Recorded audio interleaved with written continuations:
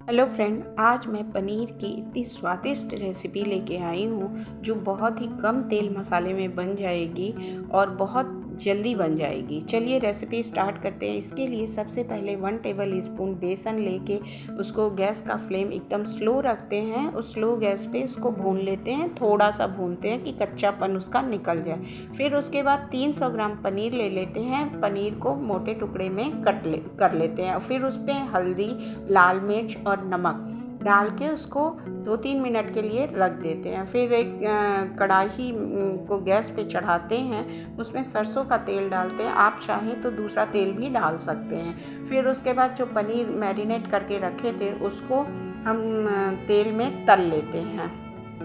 पनीर को दोनों तरफ से ब्राउन होने तक तल लेते हैं। फिर एक एक करके पनीर को एक प्लेट में निकाल के रख लेते हैं। फिर उसके बाद बचे हुए तेल में तेज पत्ता डाल देते हैं, जीरा 1 टीस्पून डाल देते हैं। जीरा डालने के बाद छोटी इलायची डाल देते हैं, 2-3 लौंग को क्रश करके डाल देते हैं और फिर उसके बाद उसमें सूखी लाल मिर्च डाल देते हैं। इतना ही बस गरम मसाला पड़ेगा। फिर उसके बाद प्याज 4 बारीक कटा हुआ डाल के उसको भूनते हैं। अदरक, मिर्च, लहसुन का पेस्ट डाल देते हैं, उसके साथ भी प्याज को भूनते हैं। प्याज में फिर नमक स्वादानुसार डाल देते हैं। याद रखिएगा कि पनीर में भी थोड़ा सा नमक पड़ा हुआ है, उसी हिसाब से डालिएगा। धनिया पाउडर 1 टीस्पून डाल देते हैं। गरम मसाला पाउडर 1 टीस्पून डाल देते हैं।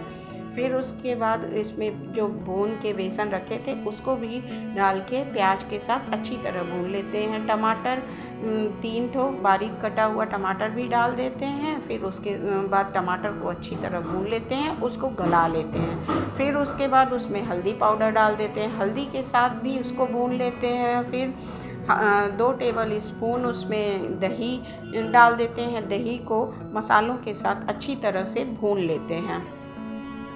फिर उसके बाद पनीर जो तल के रखे थे उसको डाल देते हैं। पनीर के साथ और मसालों के साथ अच्छी तरह से 2-3 मिनट लगा के भून लेते हैं।